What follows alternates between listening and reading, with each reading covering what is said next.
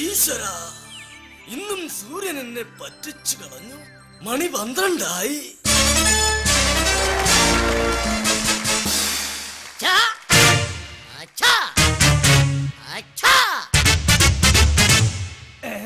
വന്നു കേറിയാൽ നിനക്കൊന്ന് വാതിലൊന്നും മിണ്ടിക്കൂടെ ഉണ്ണി?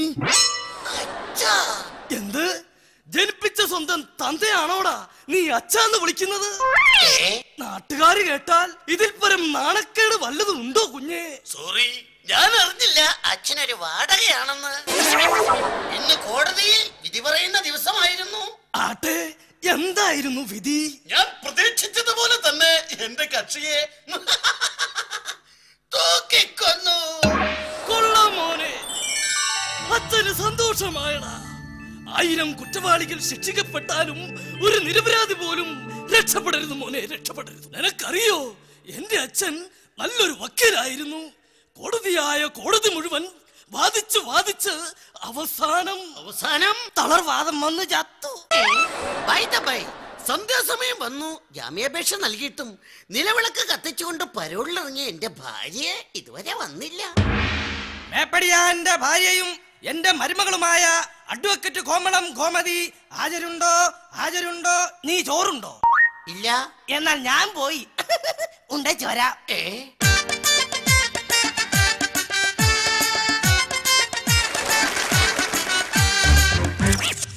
വിളക്ക് വെക്കാൻ എന്താ ലേറ്റായത്? നേരെ ഇരട്ടിയപ്പോ സന്ധ്യ കഴിഞ്ഞിരുന്നു.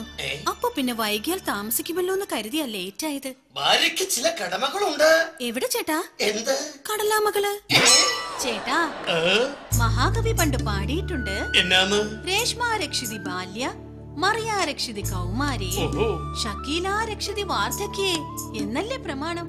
ഈശ്വര, ചേട്ടൻ എന്താ ഓർക്കുന്നേ? പിന്നെ നമ്മുടെ കല്യാണത്തിന് വേണ്ടി കോടതി കൂടിയ സമയം കതിർമണ്ഡപത്തിലിരുന്ന എനിക്ക് വധശിക്ഷയ്ക്ക് വിധിച്ച പ്രതിയുടെ അനുഭവമായിരുന്നു.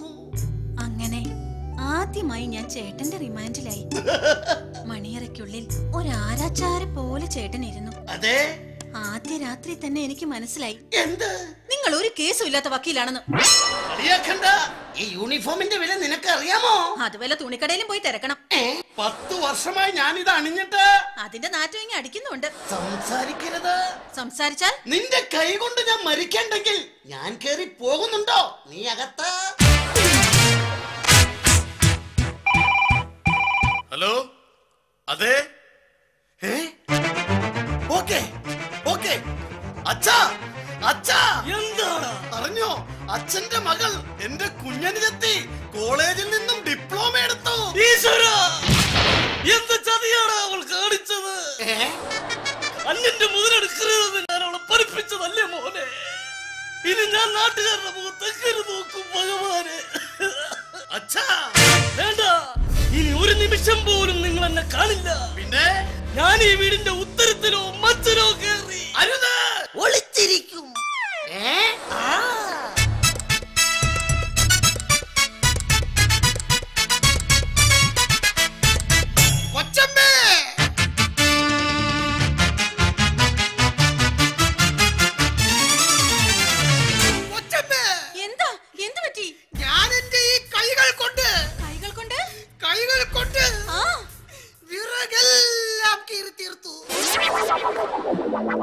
ഇവിടുത്തെ വക്കീലിന്റെ ഗുമസ്തനായ കുമാരേട്ടൻ എന്നെ കൊച്ചമ്മയെന്ന് വിളിക്കരുത്. ഇന്നു മുതൽ അവിടുന്ന് എന്റെ കൊച്ചമ്മയല്ല. പിന്നെ അവിടുന്ന് എന്റെ വല്യമ്മയാണ്. കുമാരേട്ടൻ ഓർമ്മയുണ്ടോ? പണ്ട് സ്കൂളിൽ പഠിച്ചിരുന്ന കാലനോ? ഏത് കാലൻ? അല്ല, കാലം. കുട്ടിക്കാലത്ത് ഇടവഴിയിൽ വെച്ചെന്നെ ഒരു പട്ടി കടിക്കാൻ ഓടിച്ചു. ആ പട്ടിയെ ഞാൻ കല്ലെറിഞ്ഞു കൊന്നില്ലേ? അതെ, അന്നേ എനിക്കറിയാമായിരുന്നു. എന്ത്? ചേട്ടൻ ലക്ഷണമൊത്ത ഒരു പട്ടിപിടുത്തക്കാരനാണെന്ന്. സംസാരിച്ച് നിന്നതിനിടക്ക് നമ്മൾ ഒരുപാട് വർത്തമാനം പറഞ്ഞു അല്ലേ? കുമാരേട്ടാ, എന്തോ? ചേട്ടൻ എനിക്ക് തന്ന അവസാനത്തെ ദയാഹർജി ഞാൻ ഫയലിൽ കൊള്ളിച്ചു കഴിഞ്ഞു. ഈശ്വരാ, എന്നെ എന്തിനിങ്ങനെ പരീക്ഷയ്ക്കിരുത്തുന്നു? പരീക്ഷിക്കുന്നു. പോസ്റ്റ്. കോവളം കോമതി അസഫിയ ഹൗസ് ഇതല്ലേ? അതെ. നിങ്ങളുടെ ആരെങ്കിലും ഗൾഫിലുണ്ടോ? ഉണ്ട്, എന്റെ ആങ്ങള. ഈശ്വരാ, ഞാനതെങ്ങനെ പറയും? അയ്യോ, എന്റെ ആങ്ങളക്ക് എന്ത് പറ്റി? പറ. ഇല്ല, ഞാനിത് പറ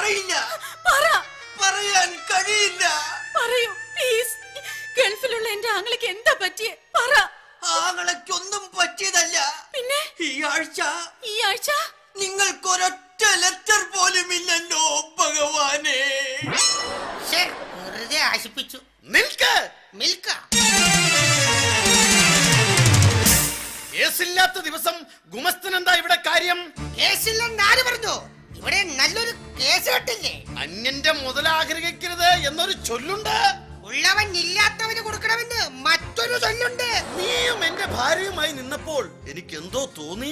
ഞാനും നിങ്ങളുടെ ഭാര്യയായിട്ട് നിന്നപ്പോ എനിക്കും ഏതാണ്ടൊക്കെ തോന്നി. നിന്റെ ഭാര്യയും ഇവനും തമ്മിൽ എന്തോ ബന്ധമുണ്ട്. ഞാൻ ഒളിഞ്ഞു സംസാരിക്കുന്നത് ഇവര് കേട്ടതാടാ. ഞാൻ ഇറങ്ങടാ ഇവിടെ നിന്ന്. ഇനി നിന്റെ മുന്നിൽ എന്നെ കണ്ടുപോകരുത്. കൊല്ലി തല്ലി ഞാൻ. നിൽക്കൂ. 10 മാസം കഴിഞ്ഞ് ഒന്നുകൂടി വരണം ചേട്ടൻ. എന്തിനാ? എന്റെ വയറ്റിൽ വളരുന്ന നമ്മുടെ കുട്ടിയെ കാണാൻ. അച്ഛാ, ഈ കുടുംബ കോടതിയെ വഞ്ചിച്ച കാതകിയാണ് ഇവൾ. സത്യം എന്തെന്ന് എനിക്കറിയണം. ഈ കേസ് കോടതിയിലേക്ക് പോകട്ടെ.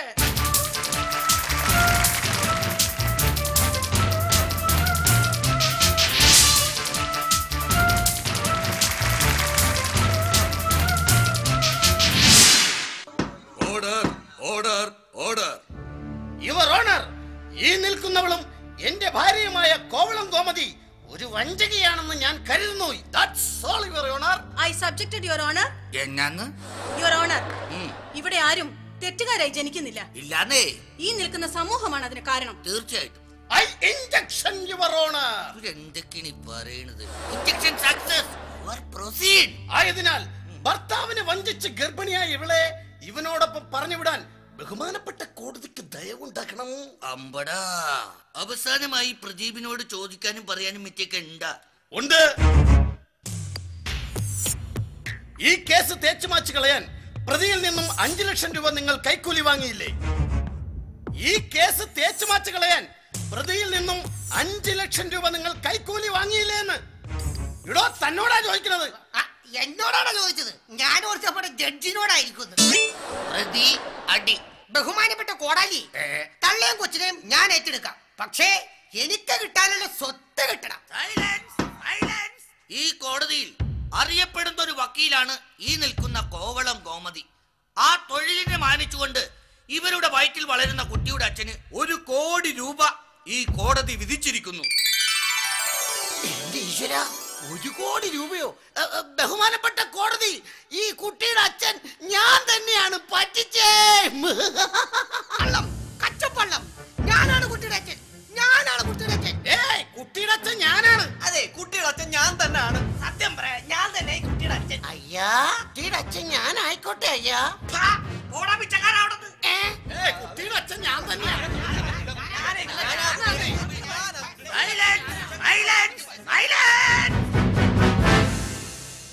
ഈ കേസിന്റെ വിധി അടുത്ത മാസം 16-ന് മാറ്റിവെക്കേണ്ടതാണ്. എങ്കിലും കാശിനോടുള്ള ആക്രാന്തം മൂലം വിധി ഇന്ന് തന്നെ പറയാം. സത്യം കോടതിക്ക് നേരിട്ട് അറിയാവുന്നതിന്റെ പേരിൽ അച്ഛനാണ്, അച്ചാച്ചനാണ്, അപ്പാപ്പനാണെന്ന് പറഞ്ഞ് ഈ കോടതിയെ കബളിപ്പിച്ച ഇവരെ 12 വർഷം കഠിന തടവിന് ഈ കോടതി വിധിച്ചിരിക്കുന്നു. ബഹുമാനപ്പെട്ട കോടതിക്ക് സത്യം ബോധ്യമായി എന്ന് പറഞ്ഞല്ലോ. എങ്കിൽ കോടതി തന്നെ പറയൂ, ആരാണ് ഈ കുട്ടിയുടെ അച്ഛൻ? അതെ, കുട്ടിയുടെ അച്ഛനാണെന്ന് പറയൂ. കുട്ടിയുടെ അച്ഛൻ ആരാന്ന് കോടതി പറയണം. നിർത്തടാ. ചേടാ, ഇത്രയൊക്കെ പറഞ്ഞിട്ട് നിനക്കൊന്നും മനസ്സിലായില്ലേ? ഇല്ല, മനസ്സിലായില്ല. എടാ, ഞാനാ കുട്ടിയുടെ അച്ഛൻ. അതായത് ഈ ഇരിക്കണ ജഡ്ജി.